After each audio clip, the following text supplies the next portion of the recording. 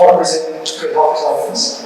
Thank you for being here, whether you work in research, policy, public health, community organizing, and direct service. Your presence in this space matters. It signals a shared commitment to addressing urgent and complex issues of our time, food insecurity. In a world and a country where there are enough resources to be everywhere, the fact that millions still go hungry every day is not just a failure of policy, it's a failure of justice.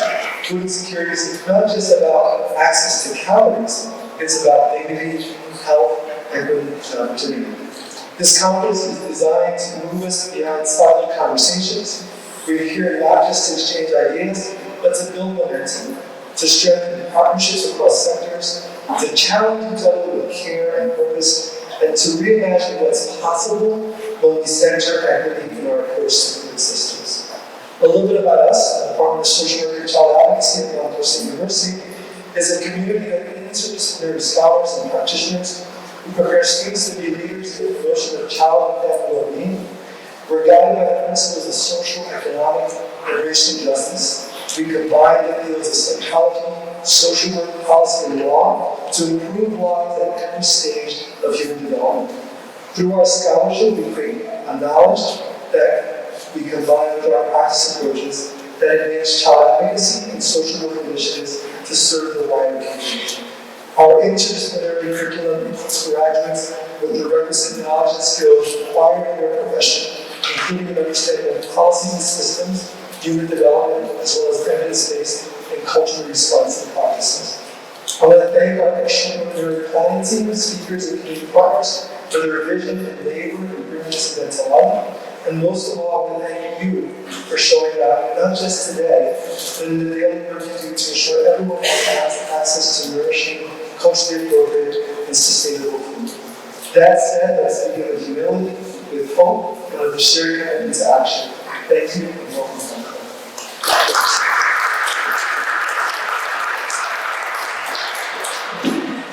Dr. Fuentes, thank you so much. Truly could not have said it better myself. And thank you for hosting us, for your hospitality, for your partnership, and for everything that you do to support the continued movement in food access and food equity and social justice. In addition to our sponsors, I have to give a huge thank you to our table-to-table staff. Those of you who are in the room, please give away. Several of them are out there, but I know most of you know Julie, many of you know Maria.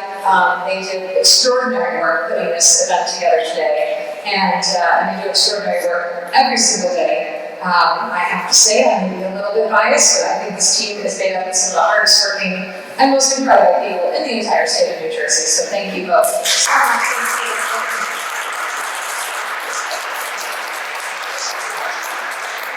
I want to thank our Board of Trustees who bring the vision and the backbone that has kept Table to Table's mission going and growing for nearly 26 years. And I also want to thank the members of our newly formed Community Advisory Board, made up of leaders and program directors from our partner pantries and other community nonprofits who give us invaluable guidance and feedback, making sure that in everything we do, the needs of our neighbors remain front and center.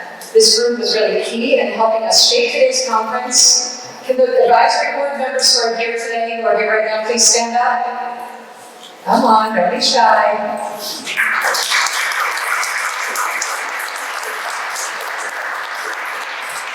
And finally, I just have to thank every single one of you in this room. As a food rescue organization, we work nonstop to keep good food out of landfills and make sure that it reaches those who need it. But our mission is honestly nothing without you. You're the ones who connect with community members every single day, who serve our neighbors with dignity and empathy, and who turn nourishing food into hope and comfort for people who are facing difficulties. So when we put together last year's inaugural conference, we were looking to establish this as a day to come together and focus on the interconnection between food, nutrition, and health, to learn from each other, and to explore ways we can better support health and wellness in our communities. We know that for people facing food insecurity, healthy food isn't always easily accessible. The healthiest foods continue to be the most expensive, So people on tight budgets are forced to make difficult choices and will often compromise on the quality of the foods they buy.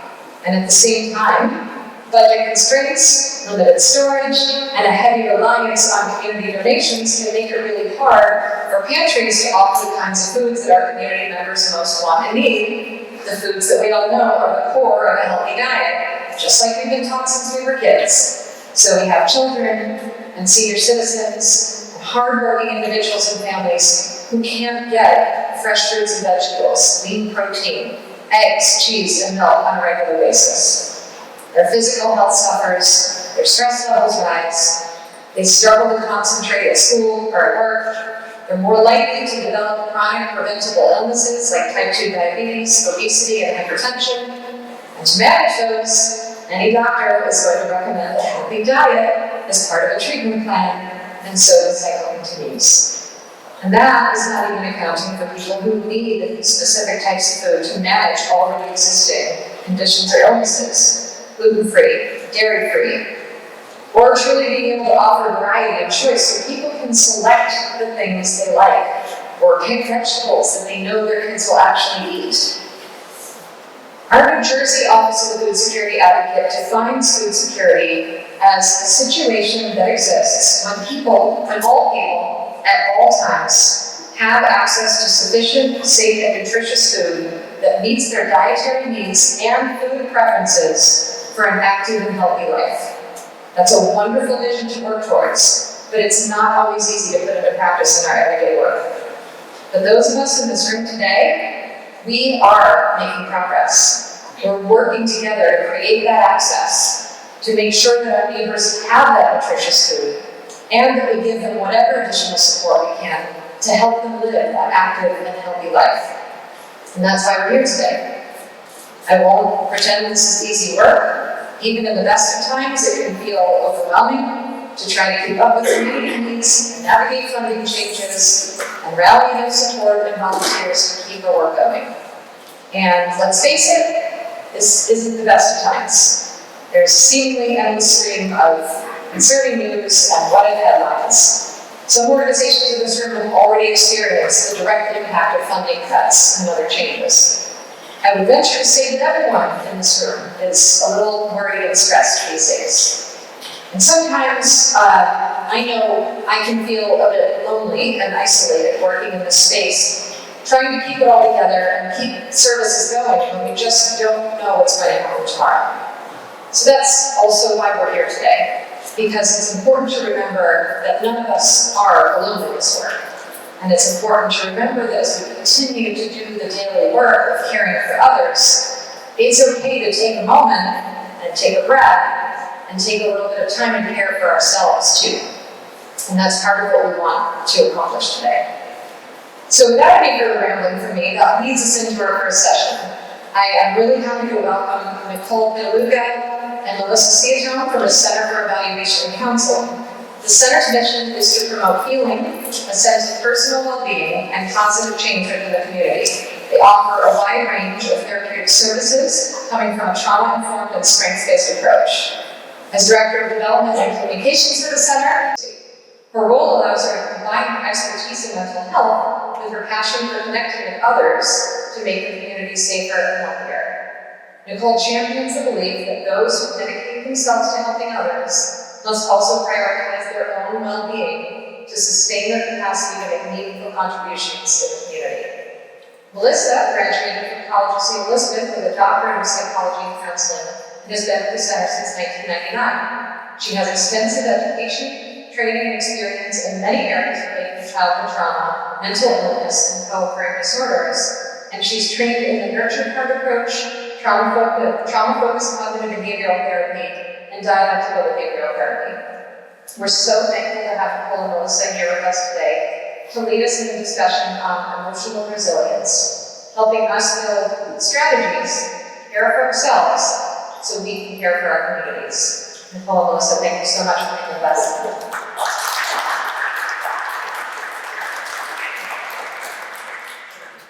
Good morning.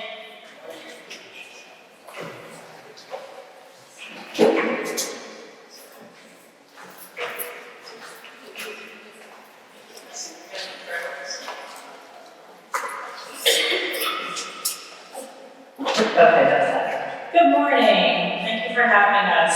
I'm Nicole, this is Melissa, and we have been at CDC. Melissa said 25 plus years. I came in a year after her, and we are the OG, we call ourselves, the two of the first full-time employees.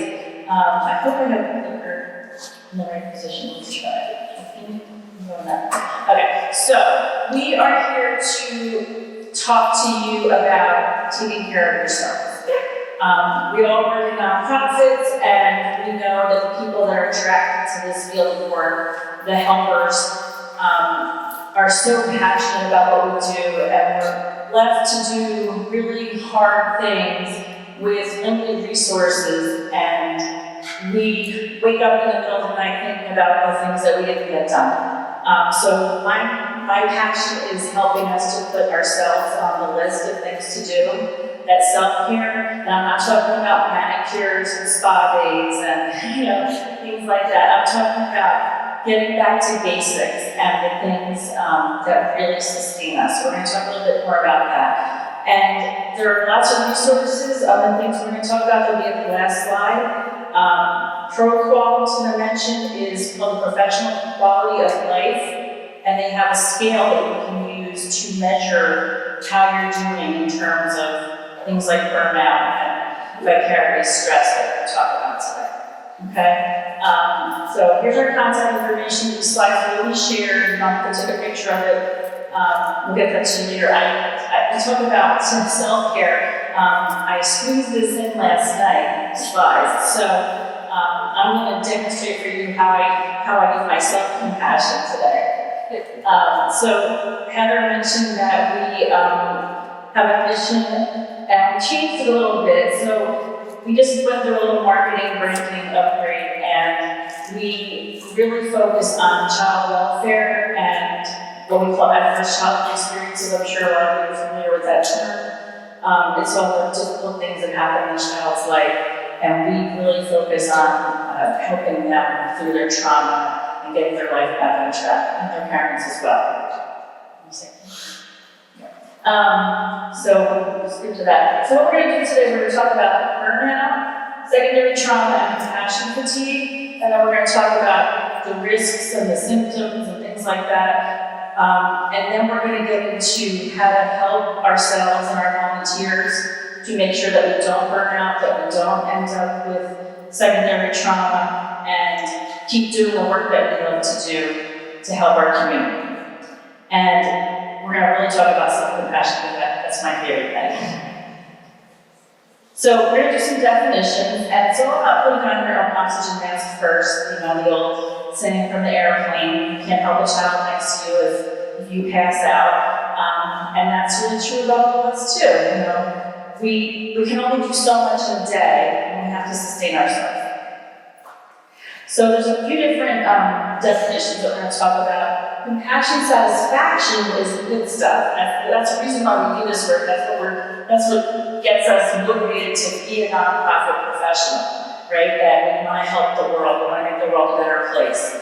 And compassion fatigue is the negative aspects of our work. The thing that just makes us exhausted, and you just feel like you're pushing that rock uphill and you're never going to get there. So we don't want that to happen.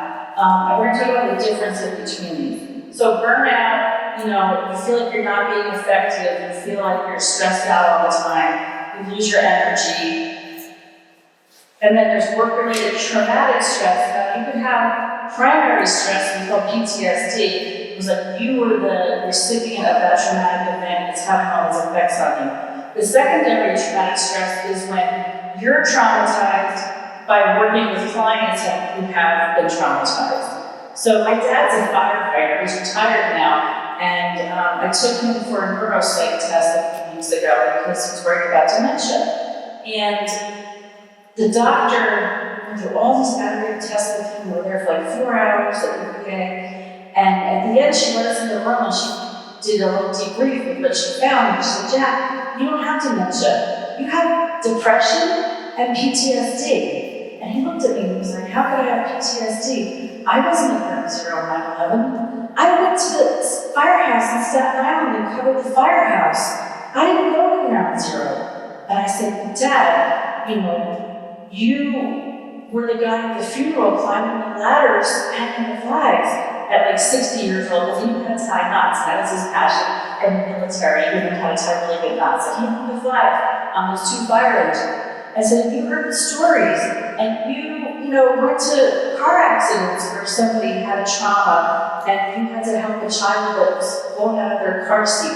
So just because you didn't have your child fly out of that car seat in the car accident doesn't mean that you're not traumatized by the things that you saw, the things that you helped with.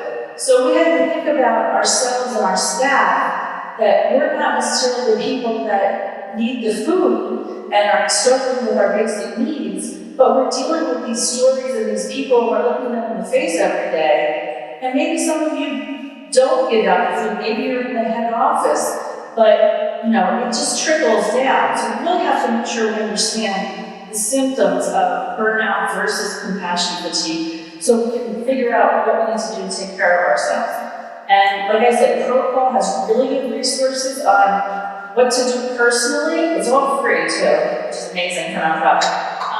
How to help ourselves personally, but also how to make sure our organization is set up in a way that supports our people, right? So let's keep going. Like I said, compassion, satisfaction is good stuff. These are all the feelings we get when we're feeling like we're doing good. This is how we felt when we were 22. I was telling somebody who was Maria that when I first went to nonprofit in my 20s, I think I was a pack mule in a former life. I was that mule with all the packs on, going down the trail, because I'm always schlepping stuff. I always have like packages and bags and brochures, and some people are saying, So, we're the ones that, we're so passionate about helping people and solving that problem that we want to feel all these good things. But if any of you have ever seen Dan Pelota's TED Talk on why what we think about nonprofits is dead wrong, has anybody seen that? Okay, you guys, I'm going to put that on the resource list too. It's excellent. And he talks about how we're expected to solve the impossible, but we don't have the resources to do it, and we're just always like Atlas pushing that boulder up the hill, right? So we were really enthusiastic when we take the job, and we're like, oh my God, how am I going to do all this? So we have to set our expectations realistically in what you can accomplish in a day, a week, a month, right? And we have to fill our own cup too to keep doing the work. Okay. And burnout. So burnout, our little puppy. Everybody loves animals, so I threw that in there. So burnout is something that maybe you can fix by taking some time off, using your PTO day. How many people accumulate their days and don't take them? And we have some people in the room that do that, right? You have to make time for yourself. You really have to fill your own cup. Today I'm here. On Friday we have our annual fundraiser. Monday is my 10-year-old son's birthday. I have to make sure that I celebrate his birthday this weekend no matter how tired I am. And I made a decision yesterday to take off half the day on Monday. I have to do a debrief after the fundraiser. But I'm showing myself compassion by saying I'm going to take the rest of the day off to make sure my son's day is special, because I don't want to regret that when he's older. I don't want to have him in therapy saying my mom was always working at, the therapist. So burnout is, emotional exhaustion. You don't have any energy. You become really cynical sometimes. You feel hopeless or helpless. And you just don't feel effective in your work. But burnout is not the end of the world, because we can kind of take care of burnout. We can recognize it when it's happening in yourself or your colleague, and you can say, hey, you really need to use some PTO days. I was talking to Carolyn, and we were talking about, she lives, you know mine. She works on the Morris County Park campus at Central Park of Morris. It's a beautiful park system that the county runs, and they have a nonprofit buildings. I forget what they call it. There's a nonprofit something. So there's a whole bunch of nonprofits in the buildings on the park campus. And we were talking about trying to get our people to take a walk at lunchtime. First of all, who takes lunch? Does anybody have time they stop every day and take lunch? Okay, we got a couple. How many people scarf down some food at their desk, like my executive director? Okay. How many people have a walking club in their office where they help each other, go for a 10-minute walk or go outside, not to smoke a cigarette, but maybe just to listen to the birds, right? Okay, so my friend in the front here, she's doing some of that good stuff. She's younger than a lot of us in the room, so she's starting good habits, early, I like that. But I think that, I'm not going to sit here and tell you that you have to eat right and exercise and sleep 8 hours a night, because we all know what we're supposed to do, right? But how can we incorporate these things a little bit more into our day? And I hear that Ms. Latifah is going to talk before lunch about those micro habits, so I'm not going to go into those too deeply, because I think she's probably going to do a great job with that. But I'm just inviting you to think about one little change you want to make to try to, put some joy and some awe in your life. There's a great book on awe from it's the Berkeley something greater good. It's like this center at Berkeley College about the positive psychology side of things. And there's a book by one of their professors on awe. So for me, it's we went to San Diego for a child welfare conference 25 years ago, and we were all watching on the day that it had to be at the conference. And for me, that was the ultimate experience.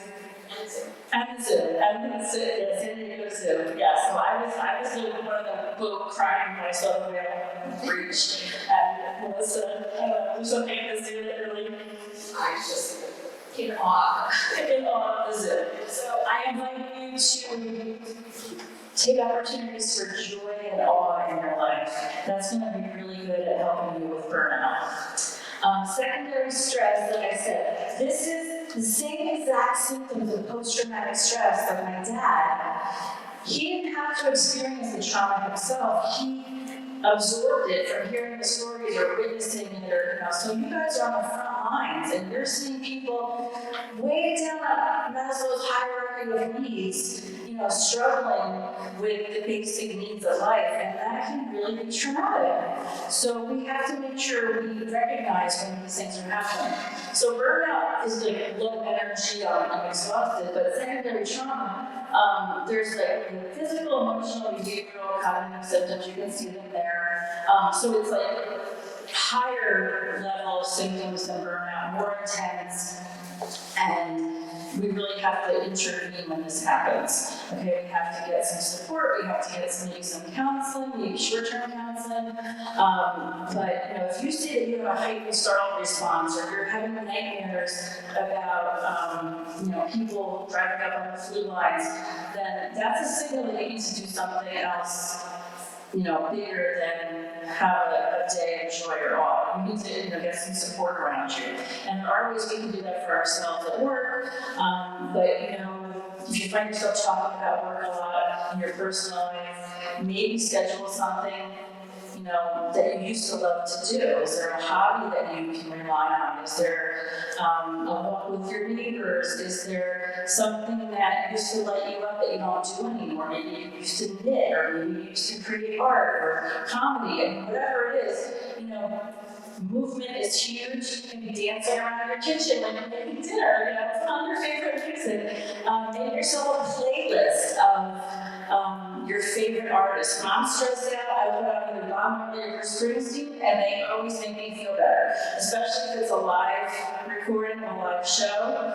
It really helps in traffic. I don't say dead words in traffic when I'm listening to Bruce Springsteen live. It really helps me. So know what kind of things fill your bucket and light you up, and I want you to, when this is over, kind of think about the burnout versus secondary trauma and where you or your colleagues might fall on that. If somebody's getting really irritable and snappy at work that isn't usually like that, you want to check in with that person. You want to see hey, are they reaching towards this criteria, and how can I take care of my people? We know it's hard to find employees, we know turnover is expensive, and we care about the people we work with, right? So, just like we're trained to help people learn about signs of suicidality, we also want to learn about the signs of secondary trauma or traumatic stress so we can check in with our folks. I know a lot of us don't have time to do all those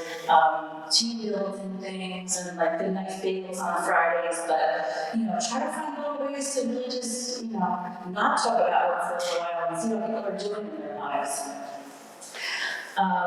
So burnout plus secondary traumatic stress creates compassion fatigue, and that's the one where you're questioning your belief in God anymore. You're very, very cynical. You're, you just don't feel affected at all in your work, and you want to just change careers. You start dreaming about moving to the last place you went to on vacation. So that's the one that's we're really in trouble here. When you don't feel empathy anymore, that's going to be a sign that you've reached compassion fatigue. Or if you don't feel anything, if you're numb, right? So if you're numbing out and you're just checking out, you're going through the motions, maybe some people have reached that level. So we're here to help prevent those things, but there may be people that, I left mental health for 5 years, and I used to watch HGTV all the time, and I loved all those organizing shows, so I became a professional organizer. And I started my own business, and I was pretty good at it. But because of my mental health background, I ended up attracting people with hoarding problems. So it's right back in it again. So it's okay, well, I might as well go back to mental health, right? It's just who I am. But we're going to change our stripes, right? We are the helpers. You might end up leaving nonprofit and going into a totally different career. Then all of a sudden, you're volunteering for every nonprofit you know, and you're right back in the trenches. So I don't think any of you are going to change who you are at your core. I don't want you to, because we are beautiful people, and we really, the world needs us, right? The world really needs us. So I'm going to check my time. Okay. So what can we do about it? And like I said, I'm not going to go too crazy into these things because I know Ms. Bonnie's going to do that for us later. So, but there are a lot of good resources. I'm in that stage of life, middle age, where women have trouble sleeping, so listen. So sleep, right now for me, I have to find that perfect formula, and I have to get back to basics. I have to put black electrical tape on the clock radio that I still have. I don't know if you still have a clock radio, but I have to see the time. But sometimes I have to put the tape on, otherwise that little red light just makes me not sleep. She wears a sleep mask, so you have to do what you gotta do. And some of those are those micro habits, but so the sleep and the nutrition and the movement, we really have to incorporate some better habits in our life a little bit at a time. And like I said, our movement, I have no problem with being a dance party. It's also kind of being childlike and playful, skipping down the street with a kid in your neighborhood. That counts as movement, right? So just don't be afraid to be silly. Don't be afraid to, find that comedian. If you're going to be on Instagram, you might as well find a comedian that you really like. There's this woman from Ireland that I'm listening to lately, and she kind of cracks me up. And just giving me a little, relief, the relief valve lets off some steam. And we have to find that balance in our day. Some people like to look at puppy videos or kitten videos. Not too long, but if that's your thing, go for it. And then I really want to talk about limiting our access to the news. I think that, we're in a state right now where it's just exhausting to even know what's going on in Washington. And we don't want to be uninformed, but we have to take it in healthy doses. Somebody gave me really good advice a few weeks ago, and they said they watched a late night television comedians talk about the news because they still find out what's going on, but it gives it a little bit of a softer landing. Did you tell me? I think Melissa told me that. I didn't know it was her. See, good job. So that I think is brilliant, honestly, because then I can digest it and I can then call my representative and do something about it, because I think that's that's the other part of it. We all feel so helpless. Like, when is somebody going to actually do something? But if you are doing the advocacy and the, writing letters, calling representatives, Instagramming, like letting our elected officials know that this is not okay. I have an idea, and I don't know if anybody wants to join me in this, but I'm thinking about getting copies of the Constitution and the International Declaration of Human Rights, and just mailing them to the White House on a daily basis. Like, if I can get like 10,000 people to do that, and the thing grows, and maybe, I don't know, maybe something will happen, but I think you have to highlight some things. yeah, we have to get a highlighter, maybe a good idea, maybe a yellow highlighter. I don't need to make light of it. I'm sick to my stomach half the time about it too, but I'm just trying to find a way to, take the action that I can take to feel like I have some control over what I can control. And then, what else? The supportive relationships, that is the key, I think, too. Like, if we find ourselves isolating ourselves, we find ourselves not wanting to go to the party, if we find ourselves, avoiding answering the phone, that's another sign that, like, we're really heading in that direction of burnout and compassion fatigue. So, who are your people? Who are the people that fill you up? I'm not talking about the people that stress you out. Who are the people that really fill you up? Is it your neighbor? Is it your best friend from high school? Is it, your mahjong club? I don't know who it is, but you have to make time to have those relationships. And then at work, how do we support each other, right? Maybe you invite the person that always stays at their desk at lunchtime to take that walk with you. Maybe you put a little bird feeder on the outside of the window so you can see the birds come, and then get a little nature indoors, and then you tell your coworkers about the birds that you're learning. I don't know, but it's just like kind of incorporating all those things into your day kind of helps out. The power of no, Melissa said the power of no. I feel like sometimes, you'll have to, excuse me, I don't have a voice. But I feel like we forget as helpers that it's okay to say no. So as much as it's important to connect with our supportive relationships, sometimes it gets overwhelming in our own personal lives. If you are really putting all you have into your daily weeks and your daily days, come the weekend or come whatever day you might be off, you need to maybe say no and limit the things and tasks and the events that you commit yourself to, because that's taking away your time. Yeah, I always joke this is my year of no. But last year was my year of no too, because I don't have great boundaries, and I'm trying to learn how to have better boundaries. So it's a process. I used to be, I run my husband's plumbing business.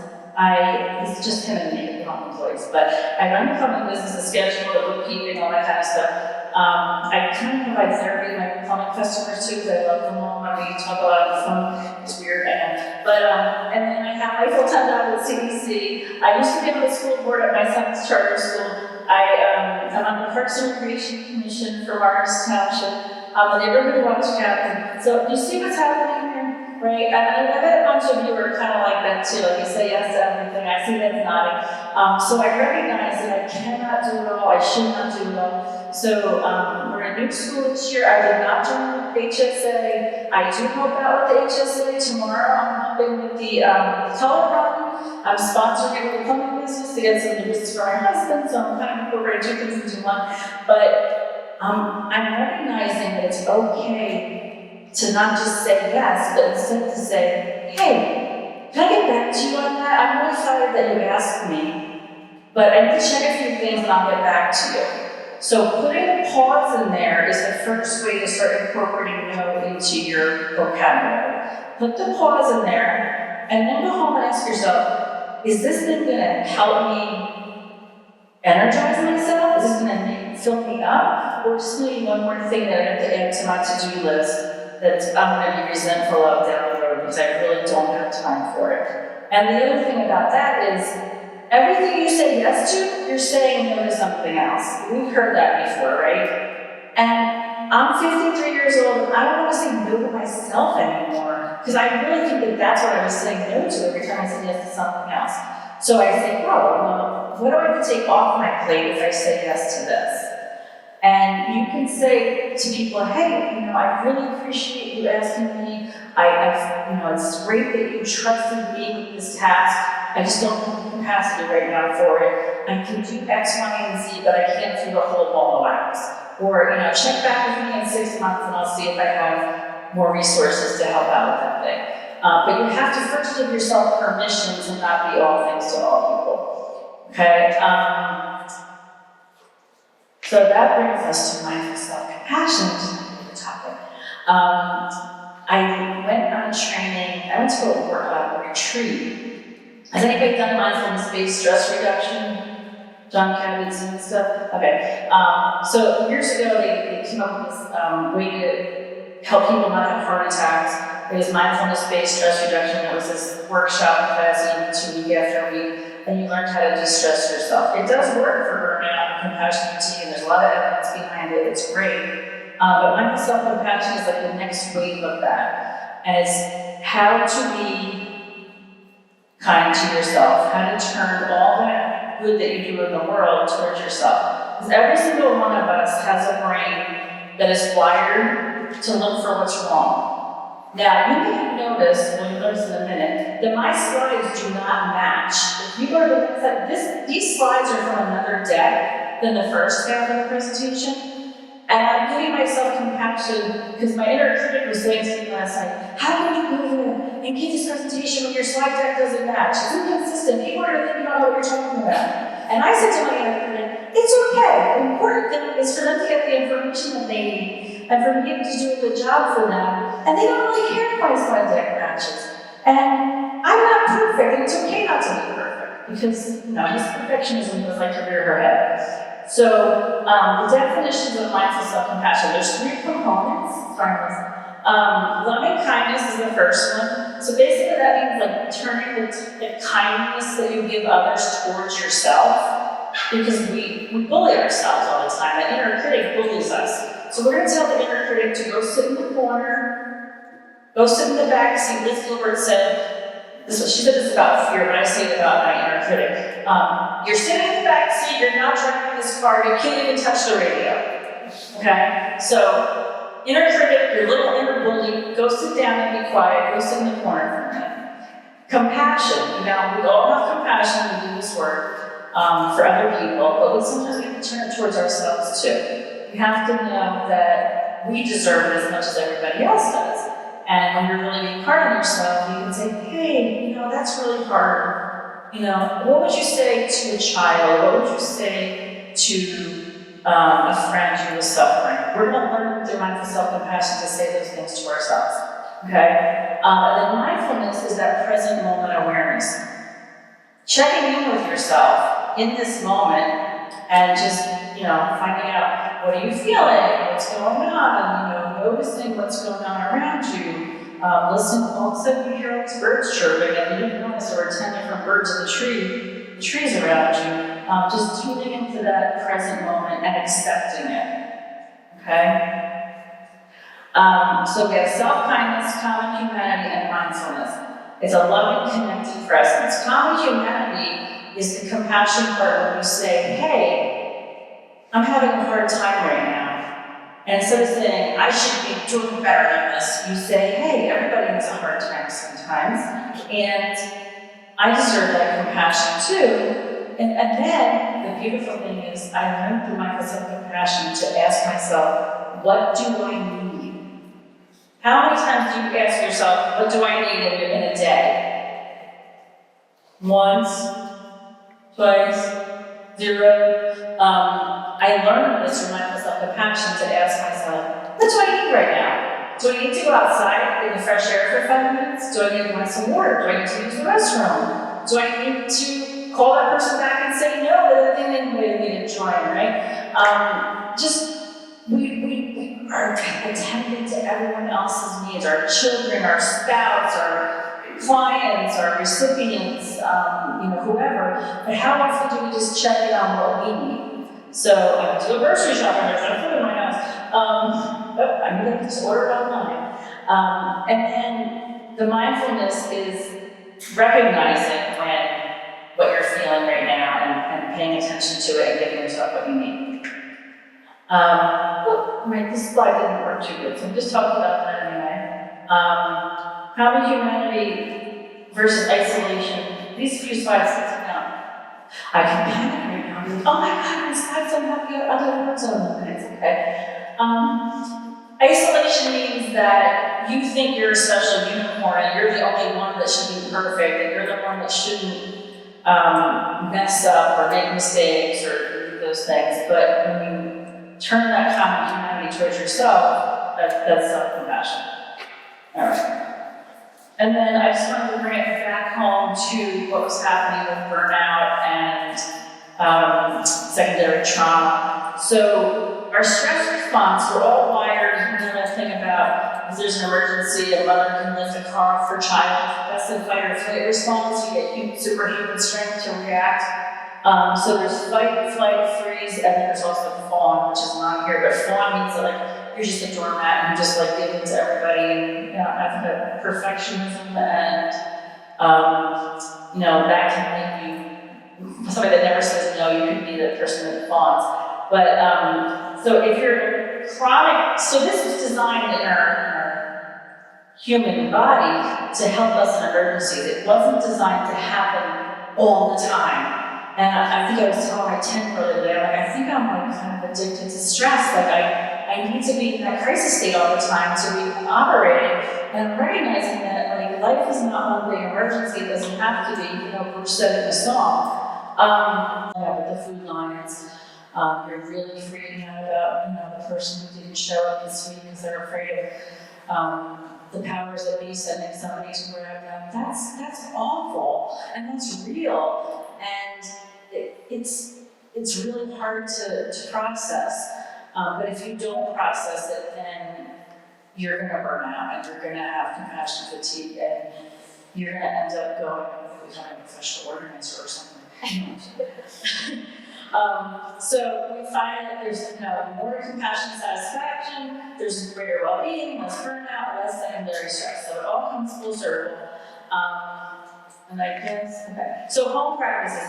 On the Center for Self-Compassion.org website, there's free resources on how to do these different practices. And we have formal practices and informal practices. I was going to try to do some with you today, but I didn't get it together.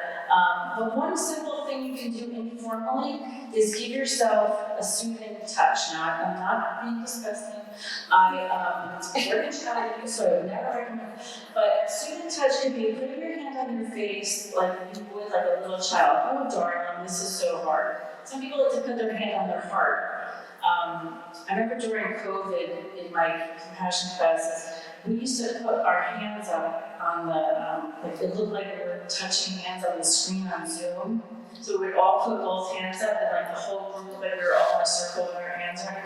And it was such a powerful moment of compassion that we were all in it together. Some people put their hand on their heart, some people put their hand on their belly and do some deep breathing. Some people cup their hands together. But there are ways that you can give yourself some compassion anywhere, because nobody knows, why your hand is there. Everybody has lots of different body language. But it really does release a little bit of the good brain chemicals to help us feel better. Grounding, there's ways to just remember to feel your feet on the floor and, press your toes into the ground. You can do that anywhere. Just taking that mindful moment and really bringing yourself to the here and now. And then the formal practices are on the website, but there's a loving kindness meditation. You can write a compassionate letter to yourself. I went to this workshop once and we had to write a letter to ourselves, from a different age to a different age, and oh darling, just being really kind to yourself and giving yourself exactly what you need in the moment, like you're like the parent giving it to the child. It's a really powerful exercise. So you can find those on the website. And I think, I guess the slide that had all the resources on it didn't show up, so I will get those to Maria and Julie, and how are we on time? Yeah. We've got 5 minutes. Any questions, comments, ideas you want to share? No? Okay, I hope I gave you at least one good idea today, the two of us, and, I have Melissa on my shoulder, because she told me about how to watch the news and how to say no, right? So we are a team, even though I usually dominate the microphone. Thank you for having us. I thank you all for the work that you do every day. My information will be in the resources if you think there's a way for us to partner, if we can support you with your team, let us know. Definitely check out the ProQual, the Professional Quality of Life Scale, because that is it's like a 30 or 25 question little quiz you take, and it measures your level of burnout and compassion fatigue, and then it gives you actual resources to help you to take care of yourself. Thank you.